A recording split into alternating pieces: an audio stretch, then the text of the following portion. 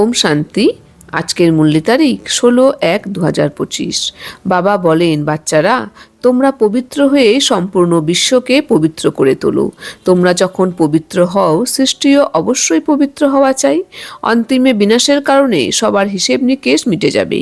পবিত্র দুনিয়া, সত্যযুগে নতুন দুনিয়ার ফাউন্ডেশন বাবা ছাড়া আর কেউই স্থাপন করতে পারে না।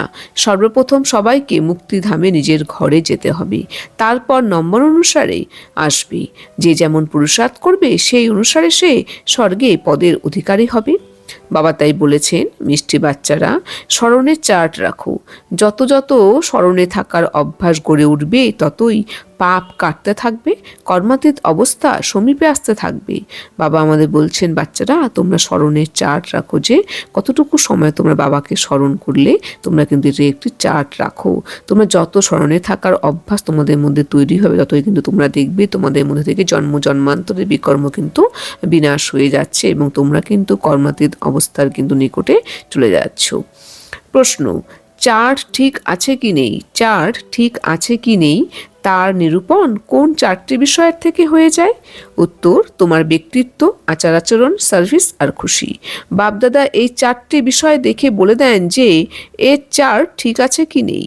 যে বাচ্চারা মিউজিয়াম বা প্রদর্শনীতে সার্ভিসে থাকে, যাদের আচার আচরণ হলো রয়্যাল, অপার খুশিতে থাকে, তাদের চার্ট অবশ্যই ঠিক হবে। বাবা আমাদের বলছেন, যার ব্যক্তিত্ব, আচার আচরণ, সার্ভিস আর হলো খুশি, এই চারটে বিষয় ঠিক থাকবে। তো এই চারটে বিষয় ভিত্তিতেই কিন্তু বোঝা যায় যে তার চার্ট ঠিক আছে কি নেই। তো যে বাচ্চারা মিউজিয়াম বা প্রদর্শনীতে সার্ভিসে থাকে, যাদের আচার আচরণ খুব রয়্যাল থাকে, অপার খুশি তারা সবসময় থাকে, তাদের চার্ট কিন্তু অবশ্যই ঠিক থাকে। मीठे मीठे सिखिलाते बच्चों प्रति मात पिता बाप दादा का याद प्यार गुड मॉर्निंग।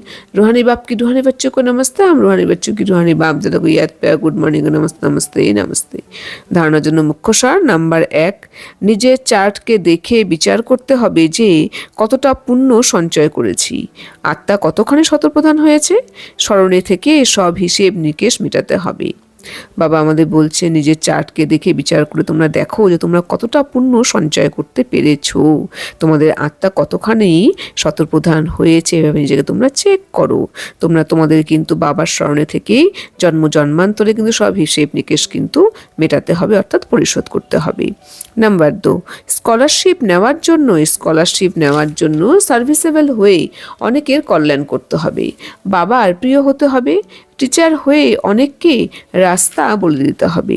বাবা আমাদের বলছেন যে স্কলারশিপ নেওয়ার জন্য কিন্তু তোমাদের সার্ভিসেবল হয়ে কিন্তু অনেকের কল্যাণ করতে হবে, অর্থাৎ অনেকে কিন্তু এই জ্ঞান প্রদান করে প্রকৃত সুখ শান্তির অধিকারী করে তোলা, সেবা করতে হবে, তাদেরকেও দুঃখ কষ্ট থেকে তাদেরকে কিন্তু মুক্ত করতে হবে, বাবার প্রিয় বাচ্চা হয়ে উঠতে হবে এবং বাবার মতো কিন্তু টিচার হয়ে কিন্তু অনেককে কিন্তু এই জ্ঞান মার্গের রাস্তা, সঠিক পথের কিন্তু সন্ধান অবশ্যই দিতে হবে।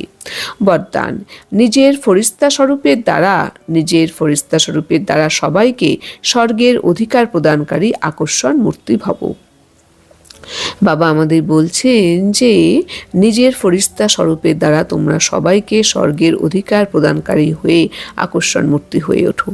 স্পষ্টীকরণ, ফরিস্তা স্বরূপের এমন ঝলমল ড্রেস ধারণ করো যাতে দূর দূরান্ত থেকে আত্মাদেরকে নিজের প্রতি আকর্ষণ করতে পারো আর সবাইকে ভিখারি ভাবের থেকে মুক্ত করে স্বর্গের অধিকারী বানিয়ে দিতে পারো।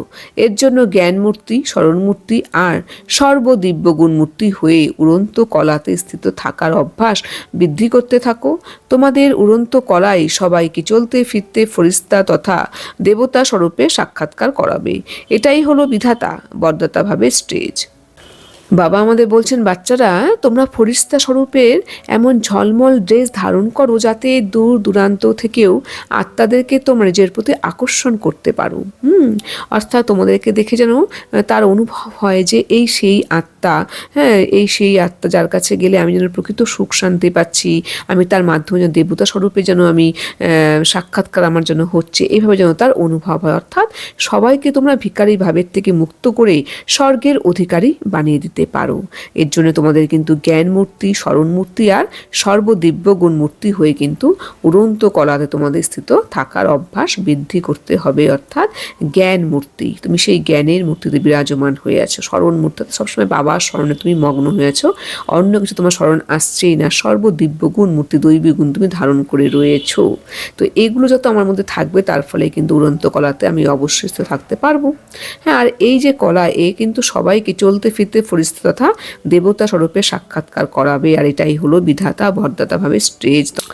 তো বাবা তাই বলছেন, এটাই হলো বিধাতা বরদাতা ভাবে স্টেজ।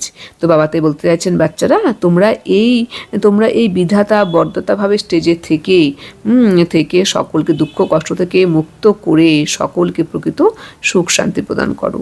স্লোগান: অন্যদের মনের ভাবকে জানার জন্য সদা মনমনা ভবর স্থিতিতে স্থির থাকো। বাবা বলছেন যে অন্যের মনের ভাবকে জানার জন্য সর্বদা মনে মনে বাবা স্মরণে তোমরা বিরাজমান থাকো, তার ফলে তোমরা অন্যের মনের ভাবকে অবশ্যই বুঝতে পারবে। ওম শান্তি।